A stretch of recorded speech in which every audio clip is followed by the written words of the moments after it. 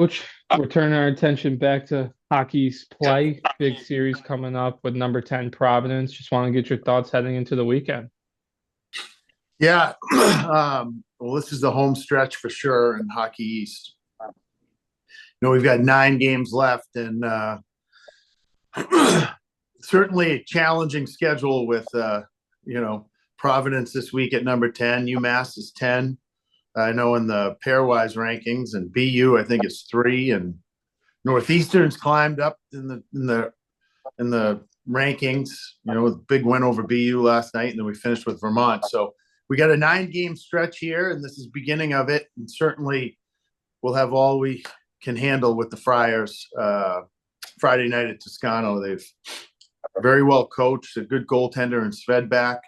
I think they've got some experienced defensemen, some talented offensively. They've always had a good power play, and they're very deep up front, and they come at you in waves. So it's going to be a great challenge for us on Friday night. All right, we'll start it with Joe for questions.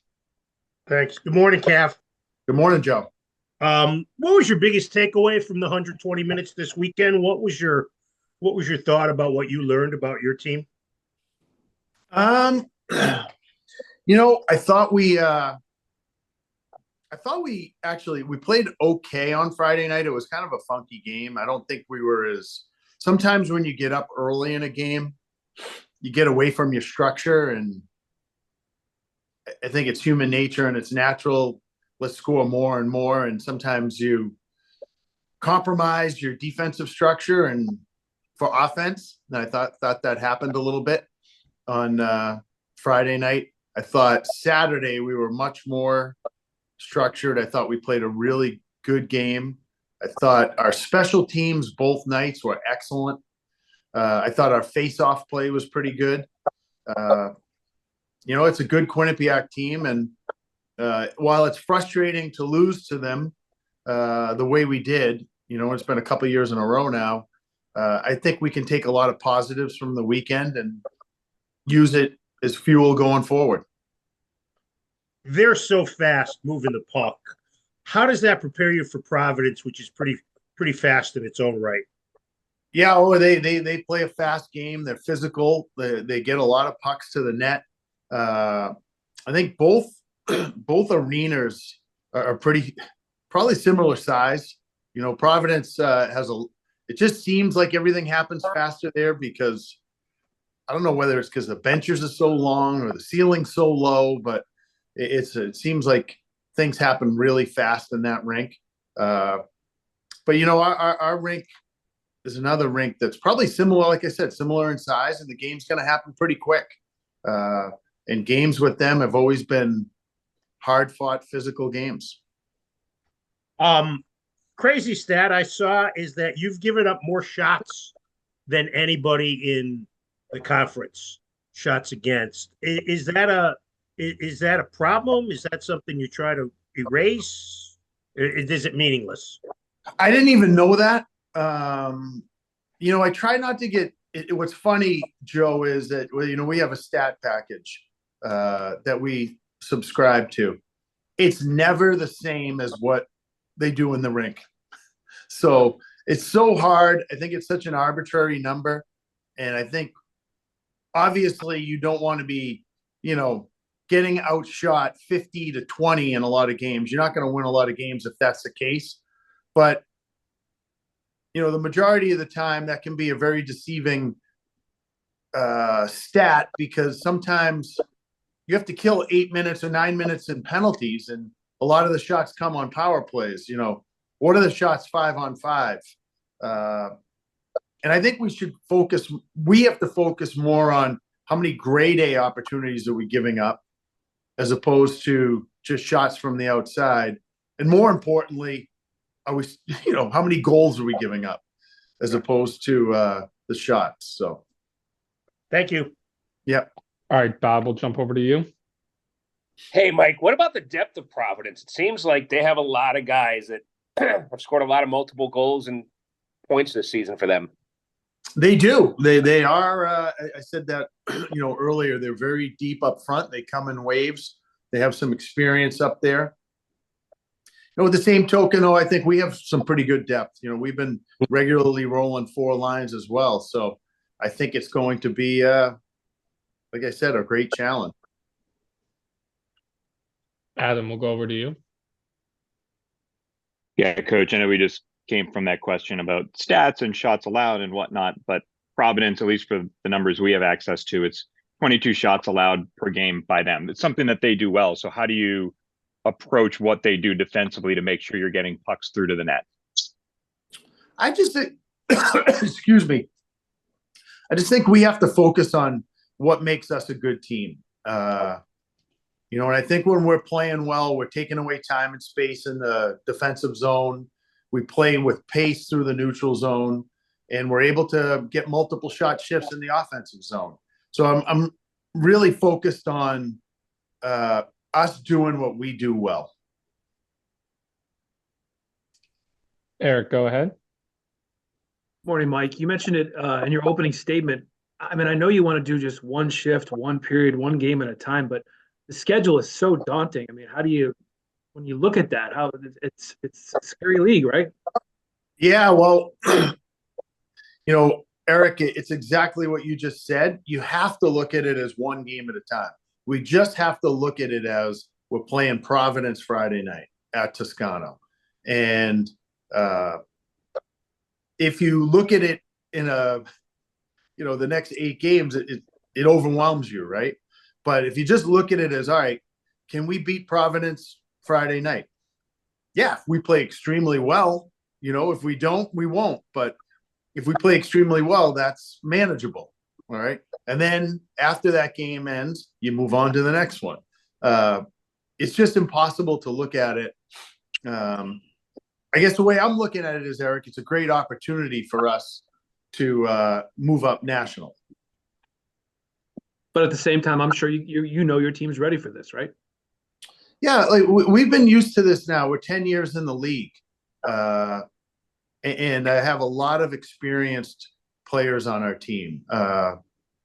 There's a senior class and a junior class that played in the finals at the Boston Garden. So they're used to this type of competition, and I think they embrace it.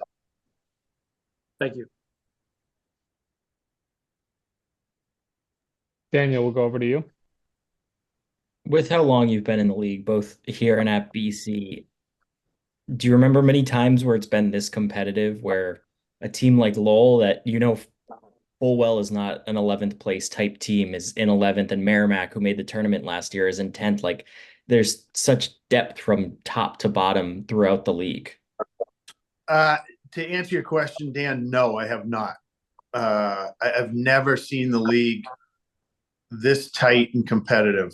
And whoever finishes 11th or however this playoff, there's nothing would surprise me when the playoffs come, especially when it's single elimination. Have BC and BU distanced themselves a little bit? Yeah, they have. But it's still, BU lost to Northeastern last night. BC lost to Providence a couple of weeks ago. Like, in a one-game thing, there's not one team, I think, in this league that would surprise me if they won in the playoffs. Whereas, like in the Big East in basketball, I think it would be shocking if the last place team in the Big East beat UConn, in a one-game situation. That would shock people. I don't think anything would shock anybody in Hockey East when it comes playoff time.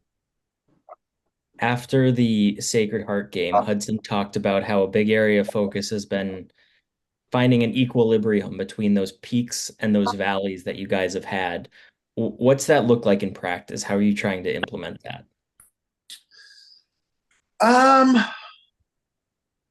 That's a good question. I don't know. Some of it you got to chalk up to, Dan, that it's just a really good league. Like, and a split with Maine sometimes isn't bad. And a split with UNH isn't bad because they're very, very good. And so are we. And when two very good teams play, you get a split sometimes, Now, are there areas, Dan, where we can get better and maybe try to get a sweep on a weekend? For sure.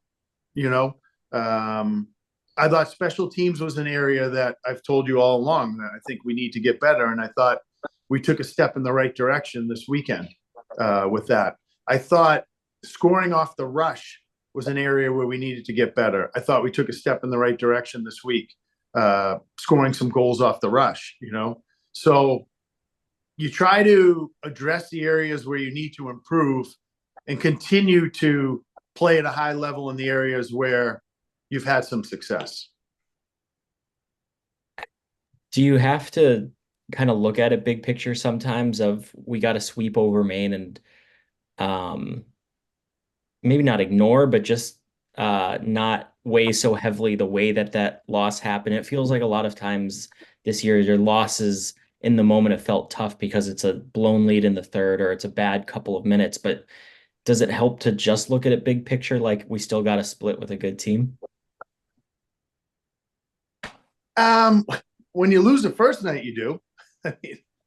But I guess to your point, like if we played 5 or 6 good periods against Maine, right? We needed to play 6 of 6. And I think that's like when you're in this league, if we wanted, we can't expect to play 5 or 6 periods against Providence or 4 or 6 periods or 3 of 6 periods and expect to sweep the weekend. Like we just can't expect that. If you're going to sweep a weekend in this league, you better be prepared to play 6 of 6 periods. And sometimes that might even be tough, but that's what your expectations have to be. And I'm sure Providence is sitting there saying the same thing, and I don't know who else play. Like I know BU plays UNH this weekend. They're probably saying the same thing. They're only playing 1 game, but hey, we have to play 60 minutes of hockey if we expect to win. We can't expect to play 40 minutes of a game and expect to win. The league's too good. And if you play 1 bad period, it could mean 4 goals against or 3 goals against, and that's hard to come back from. Joe, we'll head over to you. Thanks. Nick Poisson's having another good year, Kevin. He's got good numbers against you in the past. What does he do particularly well? Oh, he's pretty physical. He's got a good skill set. I think he goes to the net hard, and he plays an honest 200-foot game. But they got a lot of players like that, though. I think Yoder's similar, Malinowski. They've got some, really good players. That Tanner Adams is having a pretty good year for them as a freshman. So I think he's one of a lot of good forwards they have on their team. What does Svedback do particularly well?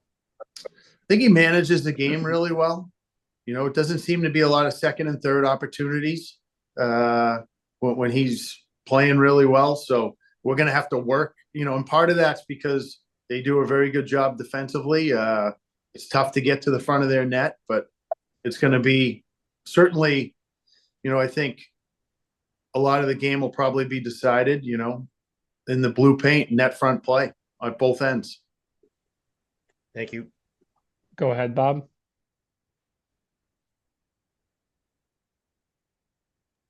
Bob, can you hear us? I think he froze. He looks frozen in time. I think he froze. How can you tell? Do we have anything else for Coach, guys? How's your health, Cav? Pretty good. Just a couple of nick bruises and whatnot, but as of today, it's pretty good.